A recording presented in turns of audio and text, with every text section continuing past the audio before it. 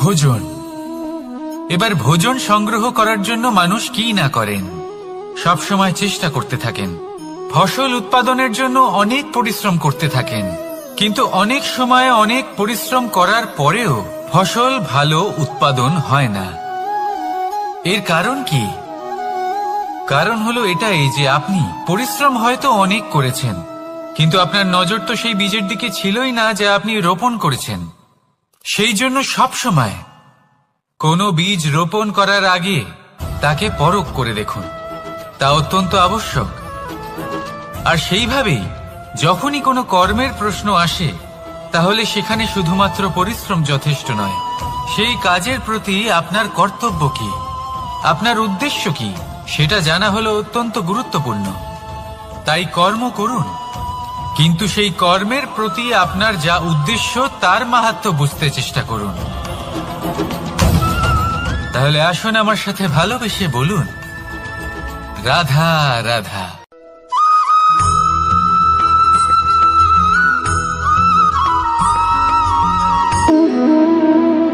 সম্পর্ক হলো আমাদের জীবনের একটি আধার।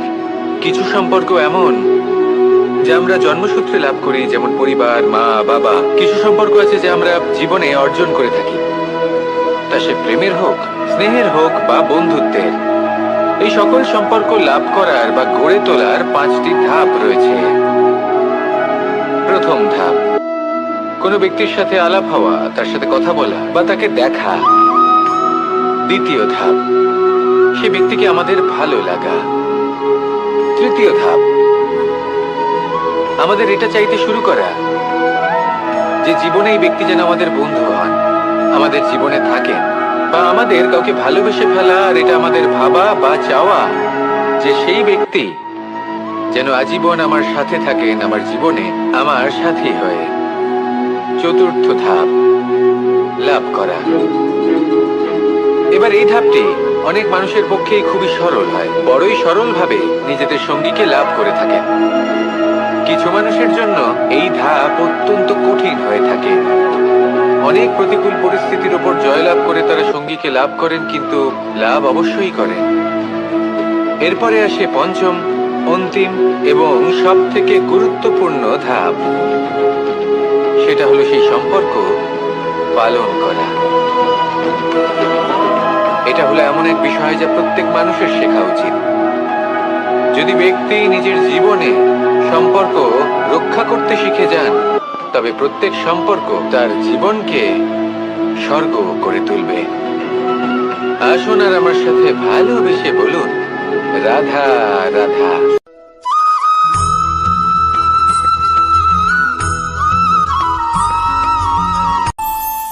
আমাদের মনে যখন কোনো প্রশ্ন ওঠে, কোনো দ্বন্দ্ব জাগে, তখন আমরা যাই আমাদের গুরুর কাছে, আমাদের আরাধ্যের কাছে গিয়ে জিজ্ঞেস করি।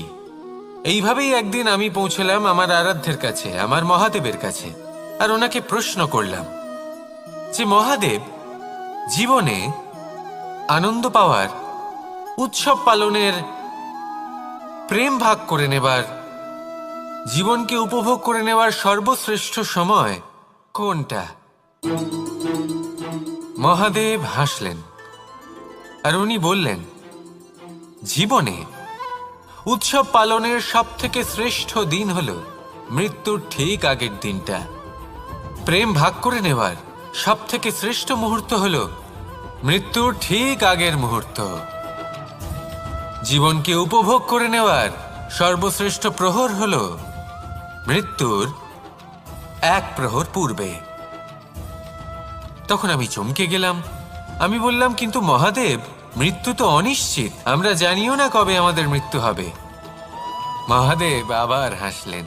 উনি বললেন যে যদি আমরা এভাবে জীবন কাটাই যে আমরা জীবনের প্রত্যেক দিন, প্রত্যেক মুহূর্ত, প্রত্যেক প্রহর শেষ বলে মনে করি, তাহলে আমাদের সমস্ত জীবন আনন্দের সাথেই অতিবাহিত হবে। কি বলেন?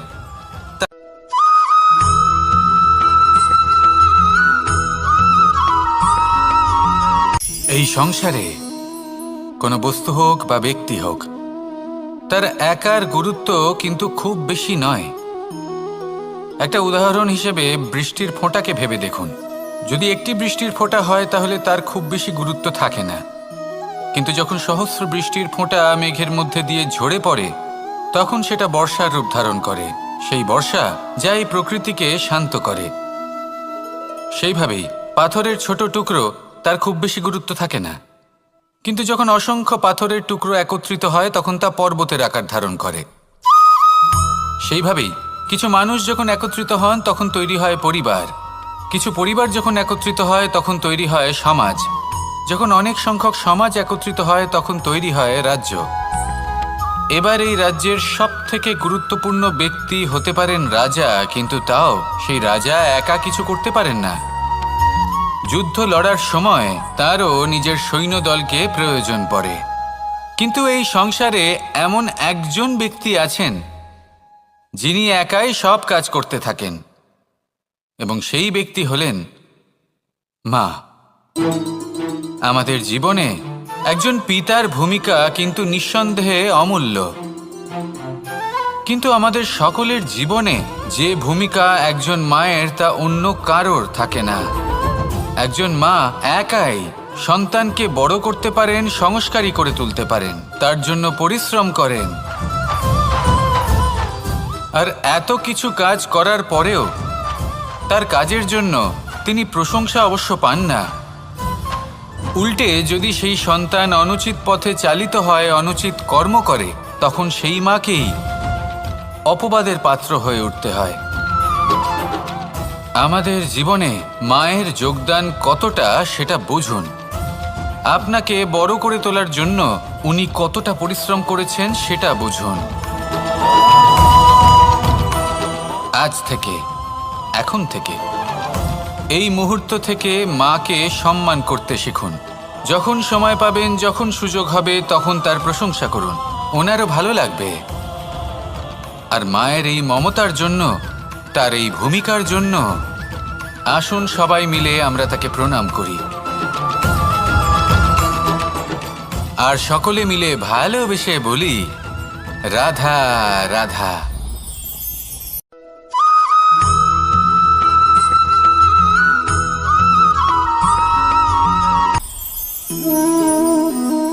শক্তি এক অত্যন্ত বিচিত্র বস্তু, বা বলতে পারেন অনুভূতি। পিতা সবসময় চান যেন তিনি তার শক্তি পুত্রকে। আসুন আপনাকে সহজে বোঝাই। যদি আপনি সুপাত্র হন আর আপনাকে শক্তি দেওয়া হয়, তাহলে আপনি সেই শক্তির গুরুত্ব বুঝবেন, কোথায় সেই শক্তি প্রয়োগ করা উচিত সেটা বুঝবেন। আর এটা যেহেতু অর্জন করা শক্তি হবে, সেই শক্তির অপব্যবহার হবে না। কিন্তু যদি এই আপনি কুপাত্র হন আর যদি আপনাকে এই শক্তি দেওয়া হয়, তাহলে কি হবে? দেখতে গেলে এই শক্তি আপনি দান হিসেবে পেয়েছেন, তাই না আপনি এই শক্তির গুরুত্ব বুঝবেন, আর না এর প্রয়োগ আপনি জানবেন। তার অপব্যবহার হওয়া সুনিশ্চিত। তাই যদি আপনি কোনো শক্তি অর্জন করতে চান, তাহলে আগে তার যোগ্য হয়ে উঠুন। পুত্র নয়, পাত্র হয়ে উঠুন। আর আমার সাথে ভালোবেসে বলুন, রাধা রাধা।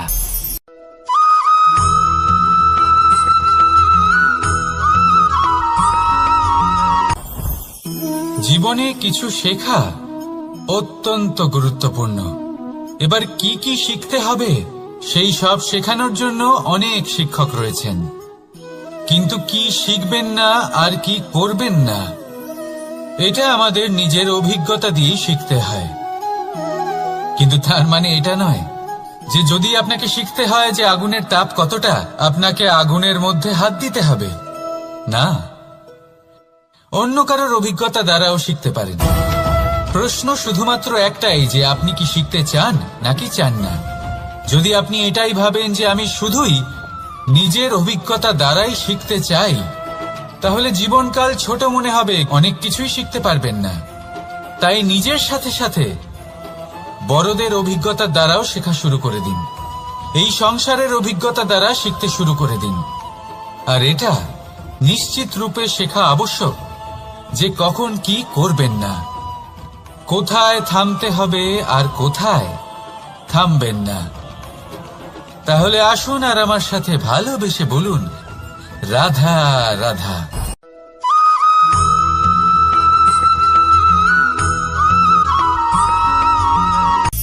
সূচের শেষে একটি ছিদ্র থাকে যার দ্বারা আমরা এই সুতো পরাতে পারি, আর তারপর সূচের সাহায্যে এই সুতো দিয়ে বস্ত্র সেলাই করা যায়। কিন্তু যদি সুতোটা সোজা করে ধরা না হয় তাহলে সূচে কখনো এই সুতো পরানোই সম্ভব নয়। যদি এতে কোনো গিঁট পড়ে তখন তা কখনোই এই ছিদ্র দ্বারা প্রবেশ করা সম্ভব নয়। ঠিক এইভাবেই যদি আপনি কারোর জীবনে প্রবেশ করতে চান, কারোর অন্তরে প্রবেশ করতে চান, তাহলে আপনাকেও সহজ থাকতে হবে। এতে কোনো গিঁট থাকলে চলবে না, অর্থাৎ মনে যাতে কোনো মালিন্য না থাকে, যেন কোনো কুচিন্তা না থাকে। যদি এসব থাকে তাহলে আপনি কখনো কারোর জীবনে প্রবেশ করতে পারবেন না। আর যদি কোনোভাবে আপনি প্রবেশ করেও যান তাহলে তার মনে ঘর করতে পারবেন না। নিজেকে এই সুতোর মতন করে তুলুন, সহজ। মনে যেন কোনো কুচিন্তা না থাকে, সবার প্রতি যেন সদ্ভাবনা থাকে, শুভ চিন্তা থাকে। এমনটা করতে থাকুন। এমন একটা দিন আসবে যেদিন এই সমস্ত সংসারের ব্যক্তির মনে আপনি বাস করবেন, আর তখন এই মন প্রসন্ন হয়ে বলবে, রাধা রাধা।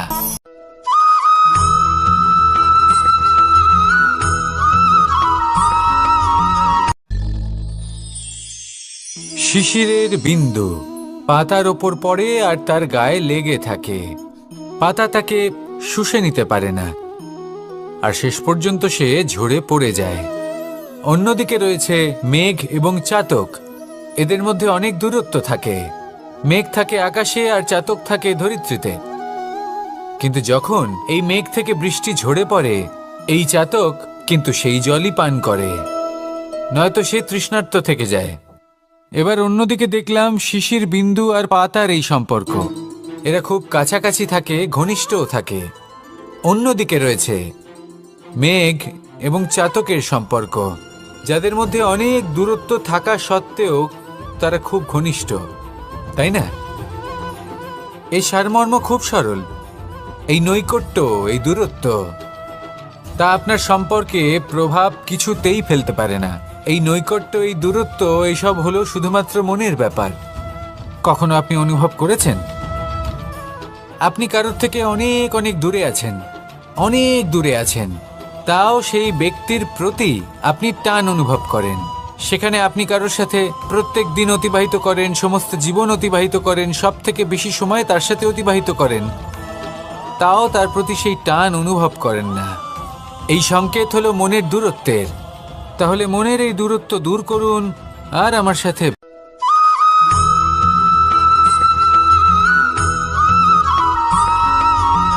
এই সংসারে সব থেকে বড় ব্যক্তি কে? আপনি বলবেন, এই কেমন ধরনের প্রশ্ন? কিন্তু এটা হলো সব থেকে উচিত প্রশ্ন। কেউ এর উত্তর দেবে যে সেই মহাপ্রতাপী রাজা, তিনি হলেন সব থেকে বড় ব্যক্তি, সেই বড় রাজনীতিবিদ, তিনিই সব থেকে বড় ব্যক্তি। আমি আপনাকে জানাই যে সংসারের সব থেকে বড় ব্যক্তি হলেন তিনি, যার সাথে দেখা করলে আপনি নিজেকে ছোট মনে করবেন না। কোনো ব্যক্তি যিনি সব থেকে বেশি শক্তিশালী, আপনি যদি তার সামনে যান তাহলে উনি আপনার অন্তরের শক্তিকে বাইরে বের করে আনবে, আপনার অন্তরের লুকিয়ে থাকা শক্তিকে জাগ্রত করতে প্রেরণা প্রদান করবে। তিনি হলেন বড় ব্যক্তি, তিনি হলেন মহান ব্যক্তি।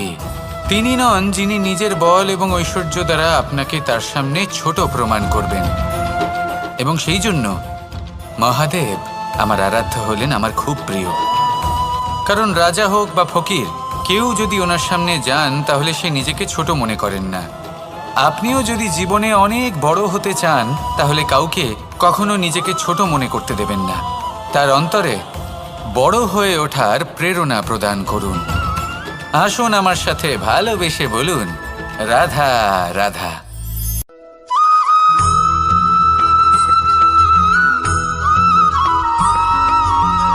যখন আমরা কোনো বনে প্রবেশ করি তখন এই সবুজ ঘাস দেখে, এই কোমল ঘাস দেখে আমাদের মন প্রফুল্ল হয়ে ওঠে। ভিন্ন ভিন্ন প্রজাতির ফুল, ভিন্ন ভিন্ন রঙের ফুল দেখে এই মন আনন্দে ভরে ওঠে। এখানে শিশুরা আনন্দ লাভ করে, বড়রা ভোজন গ্রহণ করেন, কথাবার্তা বলেন, হাঁটাহাঁটি করে বেড়ান। এবার ভেবে দেখুন, যখন এই উপবনের নির্মাণ হয়েছিল সেই সময় যদি এই মাটিকে সঠিকভাবে খনন না করা হতো, যদি তাতে সঠিকভাবে বীজ রোপণ না করা হতো, যদি কোনো সংঘর্ষ না হতো, পরিশ্রম না করা হতো, যদি চলতে চলতে পায়ে কাঁটা না বিঁধে যেত, তাহলে এই সুন্দর বন দেখে আমরা কি এই আনন্দ লাভ করতে পারতাম? কখনোই নয়। ধরুন কোনো নদীর তটে সুন্দর একটি বন আছে, সেই বনের আনন্দ লাভ করতে গেলে আপনাকে সেই নদী পার করতেই হবে। যদি সুখের নদীর কাছে পৌঁছতে চান, তাহলে তটে যে কাঁটা রয়েছে সেগুলোর সাথে সংঘর্ষ করতেই হবে। এই সংসারে যদি আপনি সুখ লাভ করতে চান, তাহলে সুখ লাভের এই যাত্রা শুরু করতে হবে সংঘর্ষ দ্বারা। তাহলে সংঘর্ষকে স্বাগত জানান, এর পেছনেই সুখ রয়েছে যা আপনার জন্য অপেক্ষা করছে। এবার হাসুন আর আমার সাথে ভালোবেসে বলুন, রাধা।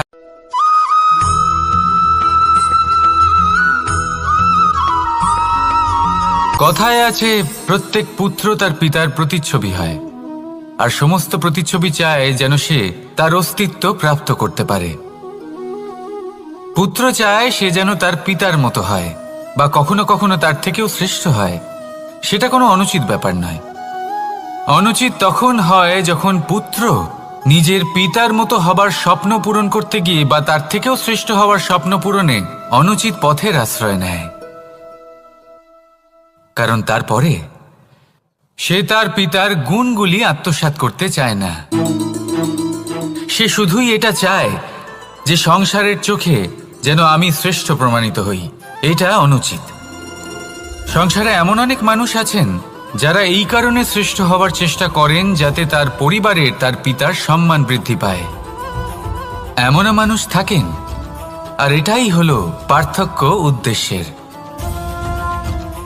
মনে রাখবেন, যদি আপনার উদ্দেশ্য শুভ হয় তাহলে পথও শুভ হবে, যদি আপনার উদ্দেশ্য অশুভ হয় তাহলে পথও অশুভ হবে। তাহলে নিজের পিতার মতো হবার চেষ্টা অবশ্যই করুন, তার থেকেও শ্রেষ্ঠ হওয়ার চেষ্টা অবশ্যই করুন, কিন্তু মনে রাখবেন আপনার সংকল্প আর আপনার উদ্দেশ্য এই দুই শুভ হওয়া উচিত। তাহলে আসুন আর আমার সাথে ভালোবেসে বলুন, রাধা রাধা।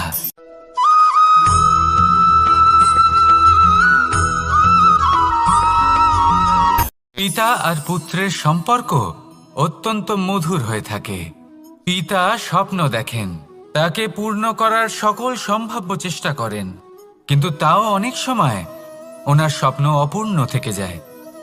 তখন পিতা ভাবেন যে স্বপ্ন উনি পূর্ণ করতে পারেননি, ওনার সন্তান তা অবশ্যই পূরণ করবে। যে স্থানে উনি কখনো পৌঁছতে পারেননি, সেই স্থানে ওনার পুত্র অবশ্যই পৌঁছবে। পিতা নিজের সন্তানের ভবিষ্যৎ নিয়ে সেই স্বপ্ন দেখেন, আর যখন সেই সন্তান সামনে এগোতে থাকে তখন তার দুঃখ হয় না, বরং গর্ব হয়। ওনার ভালো লাগে এটা দেখে যে ওনার সন্তান অনেক উন্নতি করছে। কিন্তু যখন সন্তান নিজের অভিভাবকের শক্তি দেখে, তার যশ দেখে হিংসা করতে থাকে, সমস্যা সেইখানেই শুরু হয়। সেই জন্য সকল সন্তানকে এটা মনে রাখতে হবে, দেখুন, পুত্র হবার সুবাদে, এক সন্তান হবার সুবাদে এটা হলো আপনার অধিকার যে আপনি আপনার পিতার থেকে বেশি উন্নতি করবেন। আপনার পিতাও এটাই চান, কিন্তু সুস্থভাবে এটা করুন। একটা রেখা টেনে নিন যাতে আপনি তাতে এগোতে পারেন আর আপনার পিতার তাতে গর্ববোধ হয়, আর সেই বিষয়ে দুঃখ না হয় যে আমার সন্তান আমাকেই ছোট করার চেষ্টা করছে। ইতিহাস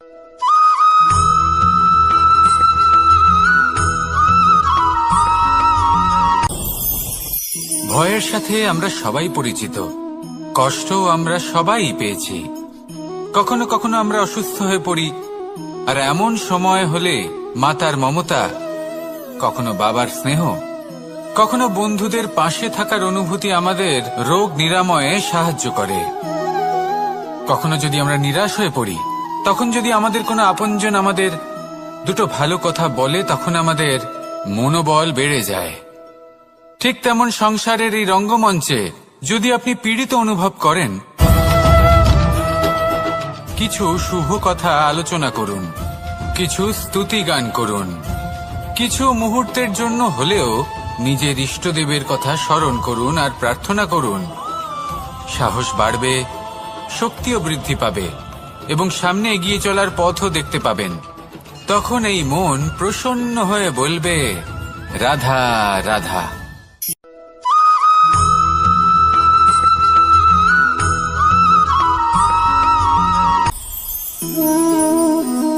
শক্তি এক অত্যন্ত বিচিত্র বস্তু, বা বলতে পারেন অনুভূতি। পিতা সবসময় চান যেন তিনি তার শক্তি পুত্রকে। আসুন আপনাকে সহজে বোঝাই। যদি আপনি সুপাত্র হন আর আপনাকে শক্তি দেওয়া হয়, তাহলে আপনি সেই শক্তির গুরুত্ব বুঝবেন, কোথায় সেই শক্তি প্রয়োগ করা উচিত সেটা বুঝবেন। আর এটা যেহেতু অর্জন করা শক্তি হবে, সেই শক্তির অপব্যবহার হবে না। কিন্তু যদি এই আপনি কুপাত্র হন আর যদি আপনাকে এই শক্তি দেওয়া হয়, তাহলে কি হবে? দেখতে গেলে এই শক্তি আপনি দান হিসেবে পেয়েছেন, তাই না আপনি এই শক্তির গুরুত্ব বুঝবেন আর না এর প্রয়োগ আপনি জানবেন। তার অপব্যবহার হওয়া সুনিশ্চিত। তাই যদি আপনি কোনো শক্তি অর্জন করতে চান, তাহলে আগে তার যোগ্য হয়ে উঠুন। পুত্র নয়, পাত্র হয়ে উঠুন। আর আমার সাথে ভালোবেসে বলুন, রাধা রাধা।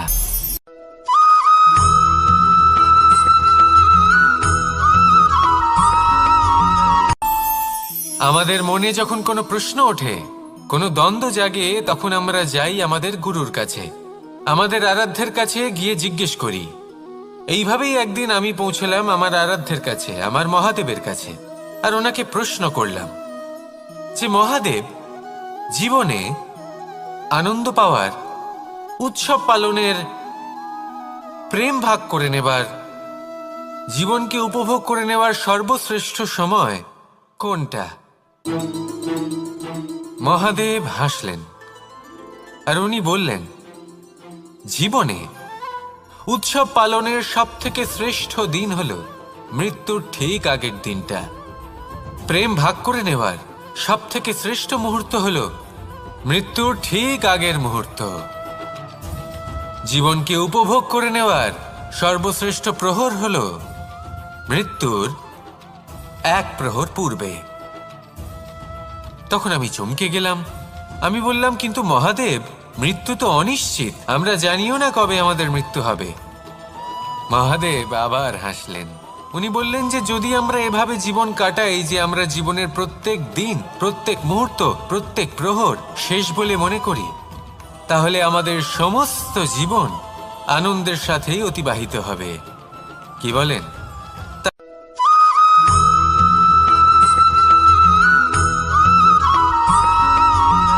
এই সংসারের সবথেকে গুরুত্বপূর্ণ তত্ত্ব কোনটা? প্রথম হলো সময়। জন্ম থেকে মৃত্যু পর্যন্ত এই যে সময়, এটাই তো হলো জীবন। দ্বিতীয় হলো জীবন, যাতে আমরা সময়ের সদ্ব্যবহার করি, শ্রেষ্ঠ থেকে শ্রেষ্ঠতর কাজ করার চেষ্টা করি। বহু বছরের এই পরম্পরা, এই সংস্কৃতিকে এগিয়ে নিয়ে যাওয়ার চেষ্টা করি। এই সংসারে আমরা অংশগ্রহণ করতে চেষ্টা করি। তৃতীয় হলো ধন, সেই ধন যা প্রত্যেক ব্যক্তি অর্জন করতে চেষ্টা করেন। এবার এই তিনটি তত্ত্বের মধ্যে একটা সামঞ্জস্য আছে, সমান ব্যাপার আছে। সে ধনই হোক বা সময় হোক বা হোক জীবন। আর সেই সমান ব্যাপার হলো যে যদি আপনি এটা গণনা করতে থাকেন, তাহলে তা কমতে থাকে। যদি আপনি এটা ব্যবহার করেন, তাহলে তা বাড়তে থাকে। একে সংগঠিত করে রাখতে চেষ্টা করলে এ হাত থেকে ফসকে যায়। কিন্তু যদি আপনি একে সামলে রাখতে শিখে যান, তাহলে এমন কাজ করবেন যাতে সংসারের সাথে সাথে পরবর্তী প্রজন্ম লাভবান হবে। যদি কিছু শিখতে চান, তাহলে সামলাতে শিখুন, গণনা করা বা সংগঠিত করা নয়। আসুন আর আমার সাথে ভালোবেসে বলুন, রাধা রাধা।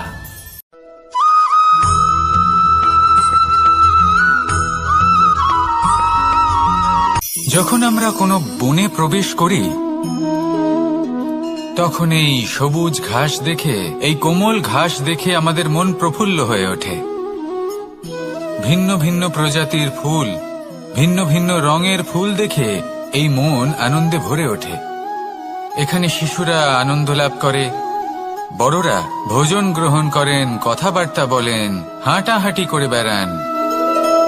এবার ভেবে দেখুন, যখন এই উপবনের নির্মাণ হয়েছিল সেই সময় যদি এই মাটিকে সঠিকভাবে খনন না করা হতো, যদি তাতে সঠিকভাবে বীজ রোপণ না করা হতো, যদি কোনো সংঘর্ষ না হতো, পরিশ্রম না করা হতো, যদি চলতে চলতে পায়ে কাঁটা না বিঁধে যেত, তাহলে এই সুন্দর বন দেখে আমরা কি এই আনন্দ লাভ করতে পারতাম? কখনোই নয়। ধরুন কোনো নদীর তটে সুন্দর একটি বন আছে, সেই বনের আনন্দ লাভ করতে গেলে আপনাকে সেই নদী পার করতেই হবে। যদি সুখের নদীর কাছে পৌঁছতে চান, তাহলে তটে যে কাঁটা রয়েছে সেগুলোর সাথে সংঘর্ষ করতেই হবে। এই সংসারে যদি আপনি সুখ লাভ করতে চান, তাহলে সুখ লাভের এই যাত্রা শুরু করতে হবে সংঘর্ষ দ্বারা। তাহলে সংঘর্ষকে স্বাগত জানান, এর পেছনেই সুখ রয়েছে যা আপনার জন্য অপেক্ষা করছে। এবার হাসুন আর আমার সাথে ভালোবেসে বলুন, রাধা।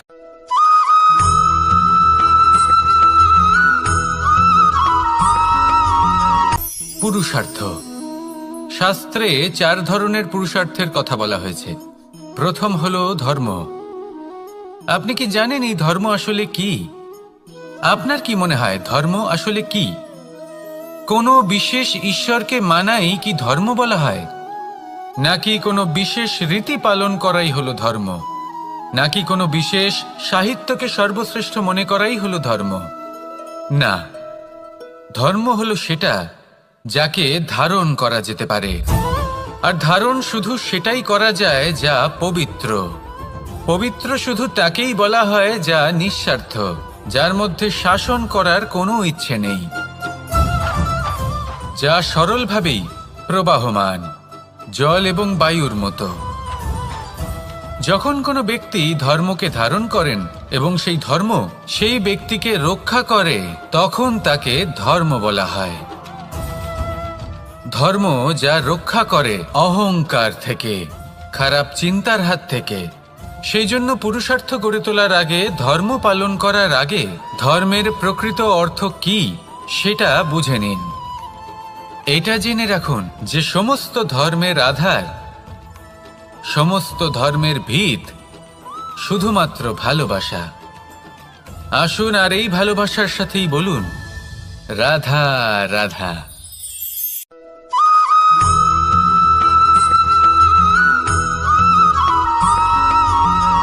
মানুষের মানসিকতা এমন হয় যে সে যতটা করে আশা করে যে তার থেকে অনেক বেশি তার বদলে সে পাবে। দেখুন, সবকিছুই আপনার ভাবনা চিন্তার উপর নির্ভর করছে। আপনি যদি ফলের বিষয়ে ভেবে কর্ম করতে থাকেন, তাহলে সেটা অনুচিত। জীবনের আসল আনন্দ হলো নিজের কর্ম করতে থাকা, ফলের চিন্তা করা উচিত নয়। যদি আপনি এরকম ভাবেন যে আমি এতটা করছি, আমার এতটা পাওয়া উচিত, সেই ভাবনা অনুচিত। যদি আপনি সেবার মানসিকতা নিয়ে কর্ম করতে থাকেন, কর্মচক্রে প্রবাহিত হন, যদি আপনি এমন ভাবনা রাখেন যে আমি এতটা পাচ্ছি, তাই এর থেকে অনেক বেশি আমি কর্ম করব, তাহলে নিশ্চিতরূপে আপনি যতটা করছেন তার থেকে অনেক বেশি আপনি পাবেন। আপনার আশার থেকে অনেক বেশি আপনি পাবেন। শুধু জীবনে অনেক বেশি কাজ করতে থাকুন, ফলের চিন্তা করবেন না। আর মনে রাখবেন, এই ভাবনাই সব থেকে বড় বীজ। কর্মের উপর বিশ্বাস রাখুন। জীবনে যা যা আপনি চান সবই সুখময় হবে। আসুন আর আমার সাথে ভালোবেসে বলুন, রাধা রাধা।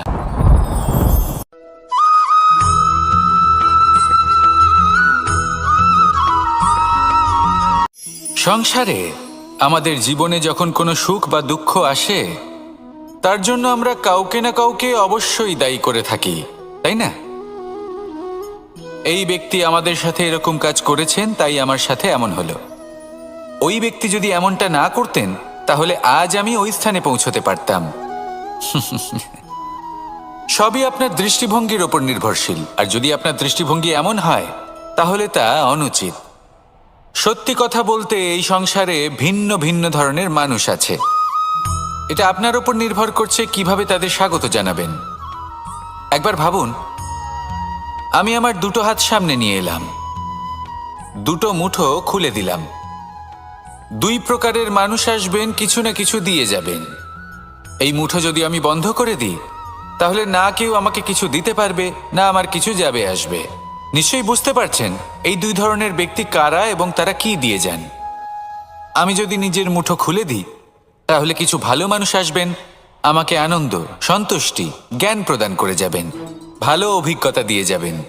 কোনো খারাপ ব্যক্তি যদি আসেন, তাহলে তিনিও খারাপ অভিজ্ঞতা দেবেন, যার থেকে আমি শিক্ষা লাভ করব। এই সব কিছু আমি লাভ করতে পারি। মুঠো যদি বন্ধ করে রাখি, তাহলে আমি কিছুই পাবো না। দেখুন, এই সংসারে প্রত্যেকের জীবনে এইরকম।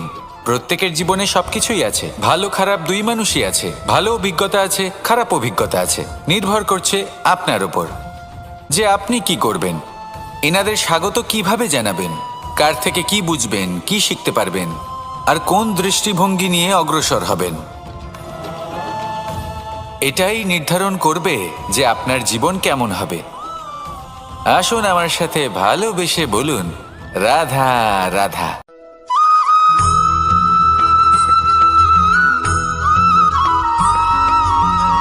কেউ বলে জীবন খুব ক্ষণস্থায়ী, কেউ বলে জীবন হলো একটা সুন্দর স্বপ্নের মতো, আবার কেউ বলবে জীবন হলো এক কঠোর সত্য। কিন্তু জীবন আসলে কি? জীবন হলো আপনারই প্রতিবিম্ব, একটা দর্পণ। অর্থাৎ আপনি জীবনকে সেইভাবেই পাবেন যেরকম আপনি নিজেকে প্রতিপন্ন করবেন। যদি আপনি দর্পণের দিকে তাকিয়ে হাসেন, তাহলে আপনি সামনে হাসি মুখী দেখতে পাবেন। এবার যদি আপনি গম্ভীর হয়ে থাকেন, তাহলে আপনি একজন রুষ্ট ব্যক্তি দেখতে পাবেন। শেষে সবথেকে বেশি গুরুত্বপূর্ণ হলো আপনার চেষ্টা। আপনাকে সবসময় চেষ্টা করতে হবে যাতে আপনি নিজেকে প্রসন্ন এবং ইতিবাচক মনোভাবে রাখেন। এটা হলো আপনারই উত্তরদায়িত্ব, তাকে পালন করুন। এই মনকে প্রসন্ন রাখুন, এই সংসারকে সুন্দর বলে মনে হবে। আর এই মন প্রসন্ন হয়ে বলবে, রাধা রাধা।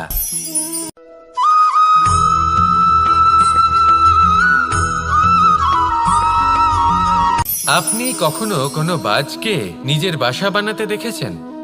এই বাজ যখনই কোনো বাসা বানায়, তখন উঁচু গাছের ডালে বা কোনো পর্বতের শিখরে বাসা বানায়, অনেক উচ্চতায়। আর সেখানে তার সন্তানও জন্মগ্রহণ করে। যখন এই সন্তানেরা জন্মায়, তখন এই বাজ খুবই ভালোবেসে এবং খুব সাবধানে এদের পালন পোষণ করে। নিজের ঠোঁট দিয়ে তাদের ঠোঁটে খাবার পরিবেশন করে। কিন্তু যেই সেই সন্তানেরা হৃষ্টপুষ্ট হয়ে যায় এবং সেই কথা বাজ নিজে বুঝতে পেরে যায়, সেই বাজ নিজেই সেই বাসা ছিন্ন ভিন্ন করে দেয়। সেই সন্তান যাদের সবেমাত্র ডানা গজিয়েছে, কিভাবে উড়তে হয় তারা জানে না, সেই সন্তানগুলিকে উচ্চতা থেকে ঠেলে দেয়। সেই সন্তান প্রথমে ভয়ভীত হয়ে যায়। তারা সামনে মৃত্যুকে দেখতে পেয়ে ভয়ের কারণে তাদের ডানা ঝাপটাতে থাকে। আর সেই প্রক্রিয়াতেই সেই সন্তানগুলি উড়তে শুরু করে দেয়। এবার এই ঘটনায় আমরা কি শিক্ষা পেতে পারি? এটাই, যদি আপনি মাতা পিতা হন, তাহলে নিজের সন্তানকে অবশ্যই স্নেহ করুন, কিন্তু তাদেরকে নিজের আঁচলের তলায় বেঁধে রাখবেন না। যদি আপনি চান আপনার সন্তান জীবনে উন্নতি করুক, তাহলে নিজের মুঠো থেকে তাদের স্বতন্ত্র করে দিন। এই সংসারে সংঘর্ষ করতে দিন। সেই সন্তান নিজেই বুঝতে পারবে যে জন্মের সময় পাওয়া ডানা কি করে ব্যবহার করতে হয়। আর আপনার চোখের সামনে আপনার সন্তান এই আকাশে উড়তে থাকবে। তাহলে আসুন আমার সাথে ভালোবেসে বলুন, রাধা রাধা।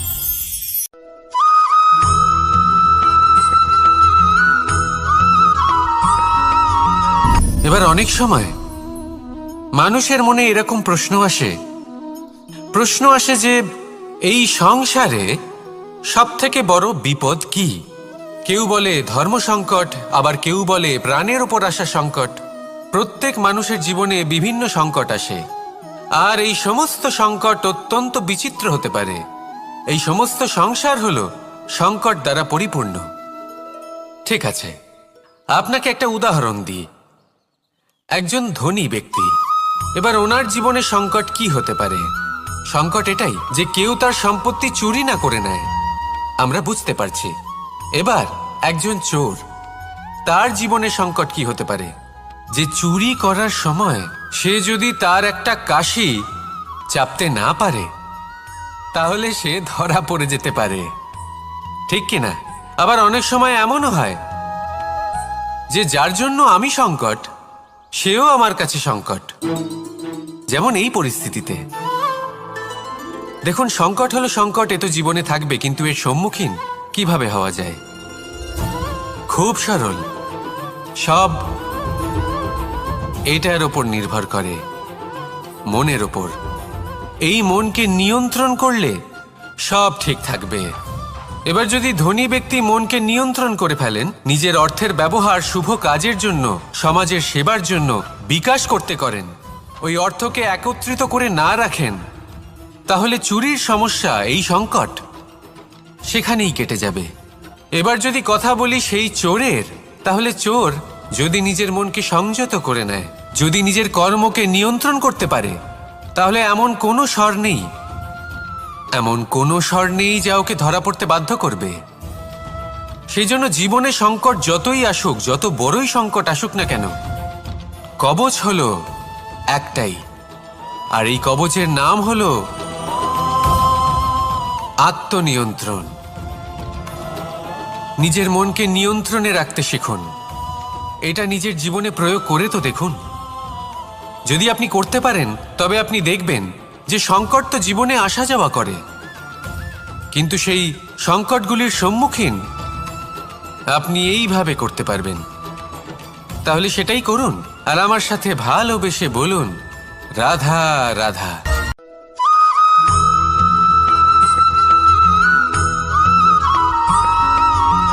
এই সংসারে কখনো কোনো ব্যক্তিকে তার বাইরের পোশাক দেখে বিচার করার চেষ্টা করবেন না। এটা খুব বড় ভুল করবেন। যেমন আমরা জীবনে অনেক সময় এমন করি, ধরুন কোথাও একটা গাছ দেখলাম, খুব বিশাল আকারের একটা গাছ, যেটা মাটির থেকে অনেক উঁচুতে পৌঁছে গেছে, যার বিশাল শাখা আছে। সেগুলো দেখে আমরা ভাবি যে এই গাছে হয়তো কত সুস্বাদু ফল আছে। আমরা সেই গাছের পরিচর্যা করতে থাকি। আবার অন্যদিকে হলো একটি তৃণ, যেটা মাটি থেকে কিছুটা উঁচুতে পৌঁছেছে, কিন্তু সেই তৃণর নিচে, মাটির নিচে অত্যন্ত সুস্বাদু ফল বা সবজি জন্ম নেয়, যা আমাদের স্বাস্থ্যের পক্ষে অত্যন্ত উপকারী। সেই জন্য কখনো আবরণ দেখে কাউকে বিচার করতে চেষ্টা করবেন না। তার বদলে এটা বোঝার চেষ্টা করুন যে আপনার সামনে যে ব্যক্তি আছে বা বস্তু আছে, তার বিশেষত্ব কি। যদি এই বিশেষত্ব বোঝার ক্ষমতা আপনি অর্জন করেন, যদি এই শিল্প আপনি নিজের ভেতরে জাগ্রত করেন, তাহলে এই সংসারে বিশেষত্ব কি সেটা আপনি জানতে পারবেন। আর এই সমস্ত খেলা দৃষ্টি থেকে নয়, দৃষ্টিভঙ্গি থেকে জন্ম নেয়। দৃষ্টিভঙ্গি সবসময় শুভ রাখুন, আর আমার সাথে ভালোবেসে বলুন, রাধা রাধা।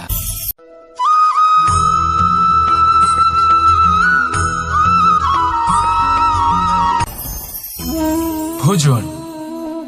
এবার ভোজন সংগ্রহ করার জন্য মানুষ কি না করেন, সবসময় চেষ্টা করতে থাকেন। ফসল উৎপাদনের জন্য অনেক পরিশ্রম করতে থাকেন, কিন্তু অনেক সময় অনেক পরিশ্রম করার পরেও ফসল ভালো উৎপাদন হয় না। এর কারণ কি? কারণ হলো এটাই যে আপনি পরিশ্রম হয়তো অনেক করেছেন, কিন্তু আপনার নজর তো সেই বীজের দিকে ছিলই না যা আপনি রোপণ করেছেন। সেই জন্য সবসময় কোনো বীজ রোপণ করার আগে তাকে পরখ করে দেখুন, তা অত্যন্ত আবশ্যক। আর সেইভাবেই যখনই কোনো কর্মের প্রশ্ন আসে, তাহলে সেখানে শুধুমাত্র পরিশ্রম যথেষ্ট নয়। সেই কাজের প্রতি আপনার কর্তব্য কি, আপনার উদ্দেশ্য কি, সেটা জানা হলো অত্যন্ত গুরুত্বপূর্ণ। তাই কর্ম করুন, কিন্তু সেই কর্মের প্রতি আপনার যা উদ্দেশ্য তার মাহাত্ম্য বুঝতে চেষ্টা করুন।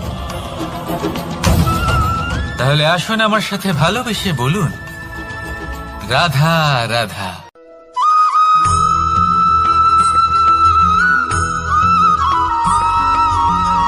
এই সংসারে কোনো বস্তু হোক বা ব্যক্তি হোক, তার একার গুরুত্ব কিন্তু খুব বেশি নয়।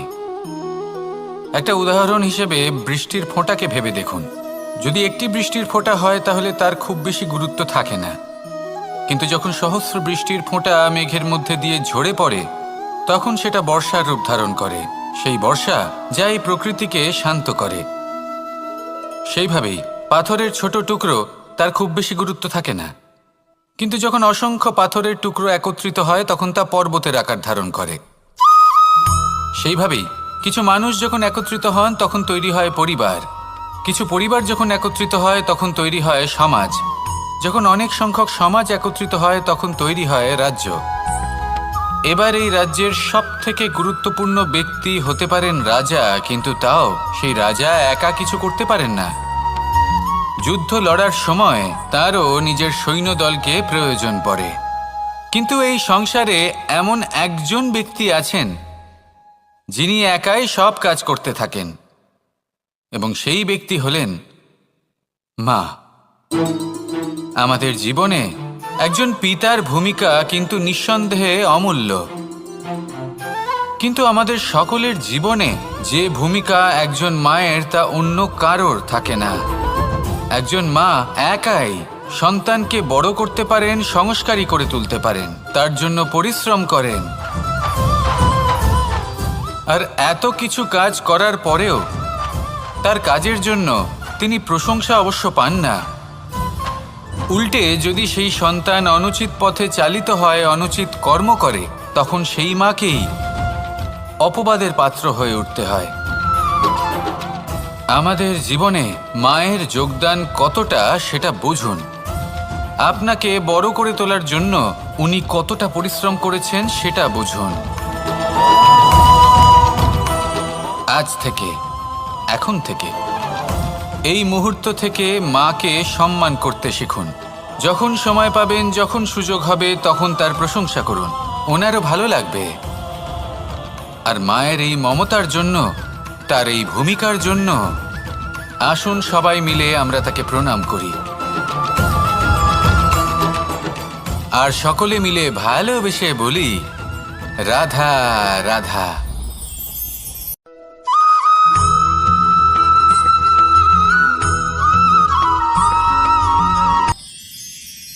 মানুষ তার জীবনে দুই ধরনের পরিস্থিতিকে খুব ভয় পায়। এক, কোনো কারণবশত কারোর সামনে নত হওয়া। দুই, কোনো কারণে নিজের চরিত্র থেকে, নিজের মূল্যবোধ থেকে বিচ্যুত হওয়া।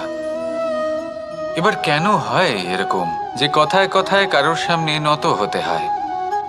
কেন বারংবার নিজের চরিত্র থেকে চ্যুত হতে হয়? এরকম কেন হয়? এটা তখনই হয় যখন আমাদের শিক্ষা এবং মূল্যবোধের অভাব থাকে। যদি মানুষের মধ্যে প্রকৃত শিক্ষা থাকে তাহলে এই সংসারে কোনো সময় এবং কারোর সামনেই নত হওয়ার কোনো প্রয়োজন নেই। যদি মানুষের মধ্যে মূল্যবোধ থাকে তাহলে তাকে নিজের মূল্যবোধ বা চরিত্র থেকে বিচ্যুত হতে হয় না, তা সে যাই হয়ে যাক না কেন। কোনো বালককে যদি জন্ম থেকেই সুশিক্ষার অধিকারী করা হয়, শিক্ষিত করা হয়, মূল্যবোধের অধিকারী করা হয়, তবে সে এই সংসারে এমন কর্ম করবে যাতে সে নিজেকে, নিজের পরিবারকে, সমগ্র সমাজকে গর্বিত করতে পারে। শিক্ষা লাভ করুন, মূল্যবোধ লাভ করুন, এবং আমার সাথে ভালোবেসে বলুন, রাধা রাধা।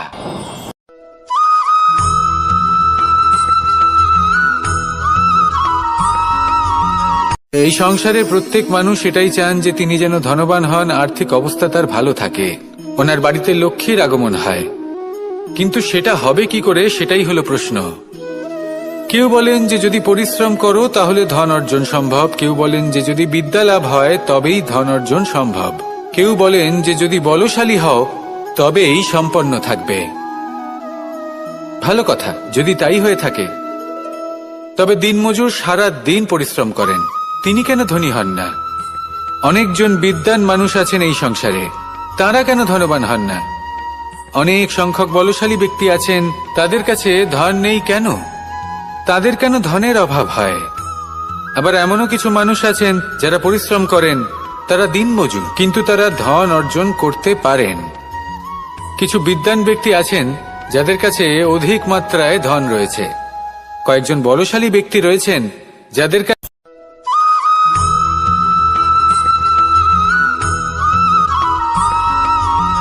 কথায় আছে যে এমন কোনো অক্ষর নেই যার দ্বারা কোনো মন্ত্র হয় না। এমন কোনো বনস্পতি নেই যা নিজেই একটা ঔষধি নয়। পৃথিবীর এমন কোনো ব্যক্তি নেই যার মধ্যে কোনো যোগ্যতা থাকে না। শুধু প্রয়োজন হলো যে ব্যক্তিকে আমরা খুঁজে চলেছি তাকে সঠিকভাবে চিনে নেওয়া। যদি তার যোগ্যতা, তার বিশেষত্ব আমরা বুঝতেই না পারি, তাহলে আর লাভ কি রইল? এই সংসারে এমন অনেক ব্যক্তি রয়েছেন যারা ছোট ছোট অসফলতার কারণে আপনাকে এটা বলে দেবে যে আপনি কোনো কাজের নন, আপনি হলেন মূর্খ, আপনি কিছুই করতে পারবেন না। এইসব কথায় কখনোই বিশ্বাস করবেন না, কারণ আপনি এবং প্রত্যেকটি জীব এই পরমাত্মা এবং এই প্রকৃতির সৃষ্টি, যা অত্যন্ত বিশেষ। যদি আপনাকে উদাহরণ দিই তাহলে একদিকে আছে তরোয়াল, একটা বড় লম্বা তরোয়াল যার দ্বারা যুদ্ধ করা যায়, জয়লাভ করা যায়। আর অন্যদিকে রয়েছে একটা ছোট্ট সূচ, কিন্তু যে কাজ একটা ছোট্ট সূচ করতে পারে তা একটা তরোয়াল দ্বারা সম্ভব নয়। এর অর্থ হলো এটাই যে প্রত্যেকটা রচনা অত্যন্ত অমূল্য এবং অত্যন্ত বিশেষ হয়। তাহলে বিশ্বাস রাখুন যে আপনি অত্যন্ত বিশেষ একজন, আর প্রেমের সাথে বলুন রাধা রাধা।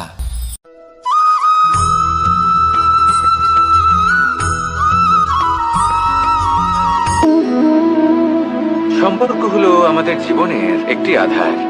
কিছু সম্পর্ক এমন যা আমরা জন্মসূত্রে লাভ করি, যেমন পরিবার, মা, বাবা। কিছু সম্পর্ক আছে যা আমরা জীবনে অর্জন করে থাকি, তা সে প্রেমের হোক, স্নেহের হোক বা বন্ধুত্বের। এই সকল সম্পর্ক লাভ করার বা গড়ে তোলার 5টি ধাপ রয়েছে। প্রথম ধাপ, কোনো ব্যক্তির সাথে আলাপ হওয়া, তার সাথে কথা বলা বা তাকে দেখা। দ্বিতীয় ধাপ, সে ব্যক্তিকে আমাদের ভালো লাগা। তৃতীয় ধাপ, আমাদের এটা চাইতে শুরু করা যে জীবনে এই ব্যক্তি যেন আমাদের বন্ধু হন, আমাদের জীবনে থাকেন, বা আমাদের কাউকে ভালোবেসে ফেলা আর এটা আমাদের ভাবা বা চাওয়া যে সেই ব্যক্তি যেন আজীবন আমার সাথে থাকেন, আমার জীবনে আমার সাথী হয়ে। চতুর্থ ধাপ, লাভ করা। এবার এই ধাপটি অনেক মানুষের পক্ষেই খুবই সরল হয়, বড়ই সরলভাবে নিজেদের সঙ্গীকে লাভ করে থাকেন। কিছু মানুষের জন্য এই ধাপ অত্যন্ত কঠিন হয়ে থাকে। অনেক প্রতিকূল পরিস্থিতির উপর জয়লাভ করে তারা সঙ্গীকে লাভ করেন, কিন্তু লাভ অবশ্যই করেন। এরপরে আসে পঞ্চম, অন্তিম এবং সব থেকে গুরুত্বপূর্ণ ধাপ। সেটা হলো সেই সম্পর্ক পালন করা। এটা হলো এমন এক বিষয় যা প্রত্যেক মানুষের শেখা উচিত। যদি ব্যক্তি নিজের জীবনে সম্পর্ক রক্ষা করতে শিখে যান, তবে প্রত্যেক সম্পর্ক তার জীবনকে স্বর্গ করে তুলবে। আসুন আর আমার সাথে ভালোবেসে বলুন রাধা রাধা।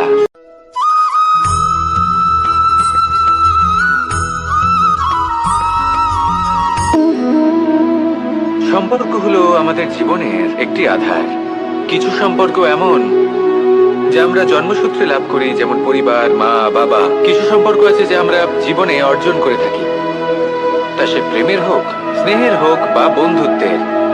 এই সকল সম্পর্ক লাভ করার বা গড়ে তোলার 5টি ধাপ রয়েছে। প্রথম ধাপ, কোনো ব্যক্তির সাথে আলাপ হওয়া, তার সাথে কথা বলা বা তাকে দেখা। দ্বিতীয় ধাপ, সে ব্যক্তিকে আমাদের ভালো লাগা। তৃতীয় ধাপ, আমাদের এটা চাইতে শুরু করা যে জীবনে এই ব্যক্তি যেন আমাদের বন্ধু হন, আমাদের জীবনে থাকেন, বা আমাদের কাউকে ভালোবেসে ফেলা আর এটা আমাদের ভাবা বা চাওয়া যে সেই ব্যক্তি যেন আজীবন আমার সাথে থাকেন, আমার জীবনে আমার সাথী হয়ে। চতুর্থ ধাপ, লাভ করা। এবার এই ধাপটি অনেক মানুষের পক্ষেই খুবই সরল হয়, বড়ই সরলভাবে নিজেদের সঙ্গীকে লাভ করে থাকেন। কিছু মানুষের জন্য এই ধাপ অত্যন্ত কঠিন হয়ে থাকে। অনেক প্রতিকূল পরিস্থিতির উপর জয়লাভ করে তারা সঙ্গীকে লাভ করেন, কিন্তু লাভ অবশ্যই করেন। এরপরে আসে পঞ্চম, অন্তিম এবং সব থেকে গুরুত্বপূর্ণ ধাপ। সেটা হলো সেই সম্পর্ক পালন করা। এটা হলো এমন এক বিষয় যা প্রত্যেক মানুষের শেখা উচিত। যদি ব্যক্তি নিজের জীবনে সম্পর্ক রক্ষা করতে শিখে যান, তবে প্রত্যেক সম্পর্ক তার জীবনকে স্বর্গ করে তুলবে। আসুন আর আমার সাথে ভালোবেসে বলুন, রাধা রাধা।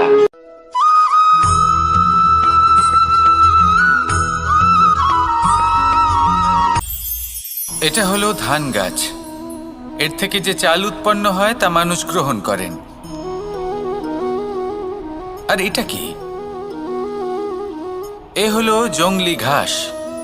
একবার ভেবে দেখুন, যদি এই জংলি ঘাস ধান গাছের আশেপাশে থাকে তাহলে কি হবে? ধান উৎপন্ন হতে পারবে?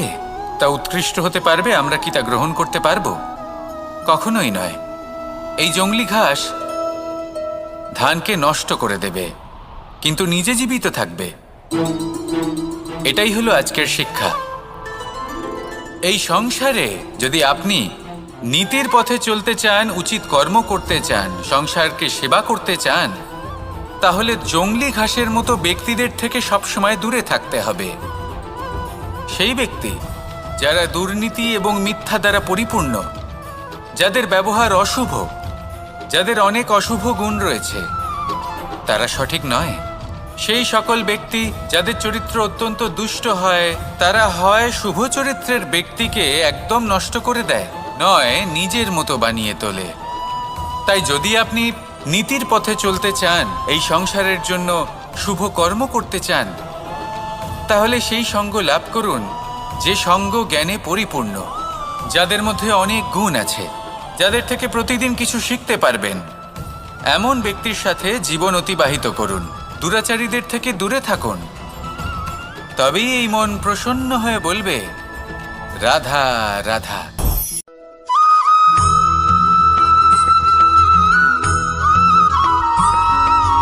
আমাদের শরীর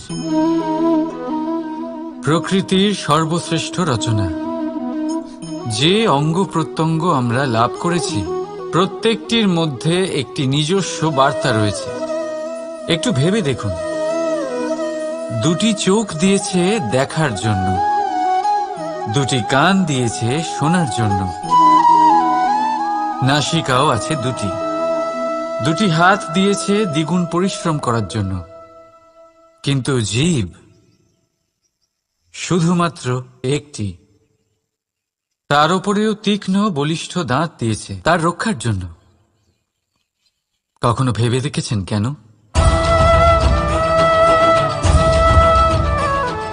কারণ শব্দ আর শব্দের প্রয়োগ মানুষের সবচেয়ে বড় অস্ত্র, যার প্রয়োগ যত ভেবেচিন্তে করা যায়, মানুষ তার জীবনে ততটাই উপরে উঠতে পারে। তাহলে মনে রাখুন, দেখুন, শুনুন আর বুঝুন বেশি, বলুন কম। রাধা রাধা।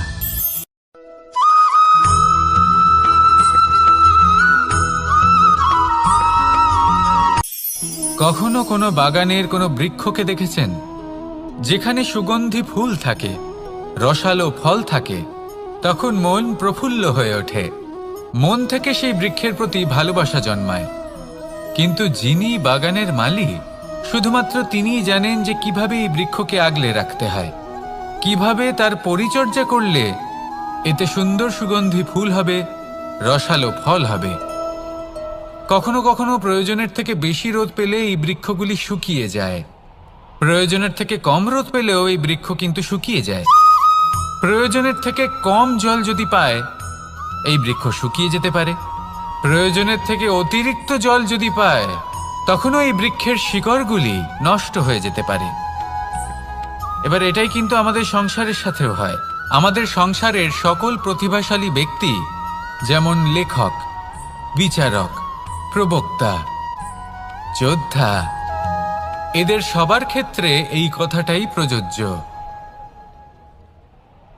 যদি বেশি প্রশংসা করা হয় তাহলেও এরা হারিয়ে যাবেন।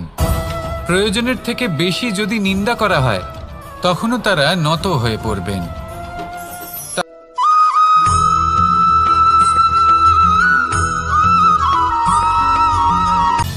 সময়, জীবন, কাল। দেখতে গেলে এই তিনটি শব্দ একটি শব্দেরই সমার্থক শব্দ মনে হয়, কিন্তু এই শব্দগুলির অর্থ কি সমান? কখনোই নয়। হ্যাঁ, এই সময় চলতে থাকে, জীবন চলতে থাকে, কালচক্র চলতে থাকে। এই সময় কেটে যায়, কিন্তু এই জীবন একে যাপন করতে হয়। কি বলেন? এই জীবনে কিছু করুন বা কিছু না করুন, জীবন এমনি কেটে যাবে, আপনি জানতেও পারবেন না। কিন্তু সেটা আমাদের উদ্দেশ্য নয়, একে যাপন করতে হবে। এই জীবনে প্রেরণা পেতে শিখুন, প্রেরণা দিতে শিখুন, আহ্বান গ্রহণ করতে শিখুন, আহ্বান জানাতে শিখুন, মহান কাজ করতে শিখুন, ধন্যাত্মক বোধ জাগিয়ে তুলুন। জীবন অতিবাহিত করার অর্থ কি তা আপনি শিখে যাবেন। কারণ সময় কেটে যায়, সমস্ত যুগ কেটে যায়, কিন্তু জীবনের রীতি জীবন কাটিয়ে দেওয়া নয়, জীবন যাপন করা। এই জীবন সম্পূর্ণরূপে অনুভব করতে হবে, নতুন পথ বানাতে হবে। এবারে যদি এই জীবন বাঁচার সময় একবার ভেবে দেখুন, যদি মনে প্রেম থাকে, সদ্ভাবনা থাকে, তাহলে কি হবে? এই জীবনকে বাঁচার অনুভূতিটাই অন্যরকম হয়ে যাবে, একটা আনন্দময় অনুভূতি লাভ করবেন। তাহলে এটাই করুন আর আমার সাথে ভালোবেসে বলুন, রাধা রাধা।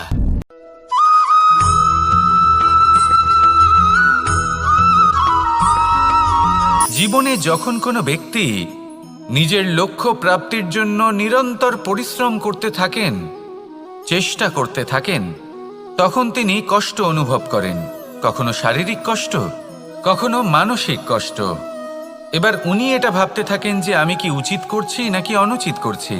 কারণ অন্যদিকে এমন একজন ব্যক্তিও আছেন যিনি একদমই পরিশ্রম চেষ্টা করছেন না। তিনি মদিরা পান করেন, বিলাসিতায় জীবন কাটান, অলস প্রকৃতির হয়ে ওঠেন, নিদ্রাতে বিলীন হয়ে থাকেন আর ভাবেন যে তিনি সুখ লাভ করছেন। কিন্তু এরকম কেন হয়?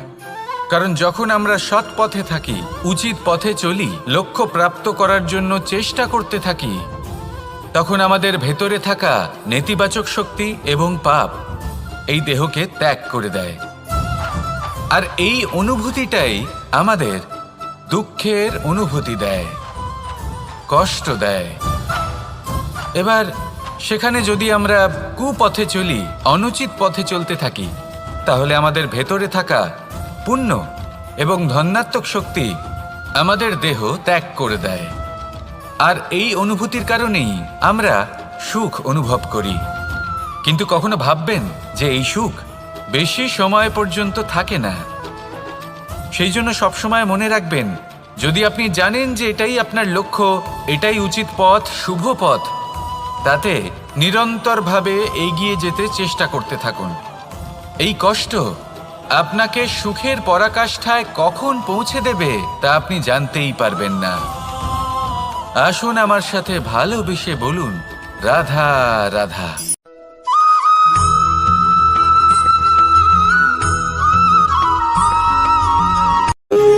যখন মানুষের মৃত্যু হয় তখন কি হয়? অনেক সংখ্যক মানুষ শোক পালন করতে চলে আসেন। যে ব্যক্তি মৃত্যু লাভ করেছেন তার অনেক বস্তু থাকে যেগুলো তার প্রিয়, যেগুলো তিনি ব্যবহার করেছেন। তার শয্যা, তার বস্ত্র, তার আভূষণ সবকিছু তার থেকে বিচ্ছিন্ন করা হয় এবং খালি হাতে তাকে শ্মশানের উদ্দেশ্যে রওনা করা হয়। আমি আপনাকে এই প্রশ্ন করতে চাই, আপনি এই সংসারে কি অর্জন করেছেন? ধন সম্পত্তি, বস্ত্র, আভূষণ, এই সব কিছু যে আপনি অর্জন করেছেন, আপনার মৃত্যুর পরে তা আপনার থেকে দূর হয়ে যাবে। এর উত্তর হলো একটাই, আপনার কর্ম। শুধু সেটাই আছে যা একান্ত আপনার, আর শুধু সেটাই এই সংসার থেকে চলে যাওয়ার পরেও সংসারেই জীবিত থাকবে। যদি আপনি দুষ্কর্ম করেন, তাহলে এই সংসার আপনাকে একটি অনুচিত উদাহরণ হিসেবে মনে রাখবে যে এই ব্যক্তি খুব পাপী ছিল, অনুচিত কর্ম করতেন। যে পথে তিনি চলেছেন সেই পথে কারোর চলা উচিত নয়।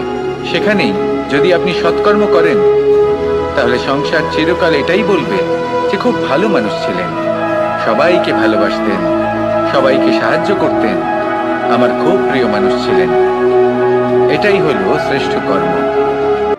সেই জন্য জীবনে শুধুমাত্র ধন, সম্পত্তি, আভূষণ এই সব অর্জন করতে গিয়ে নিজের মনোনিবেশ করবেন না।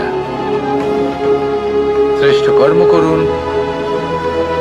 সংসার থেকে চলে যাওয়ার পরেও এই কর্মই এই সংসারে আপনাকে জীবিত রাখবে। আসুন আমার সাথে ভালোবেসে বলুন, রাধা রাধা।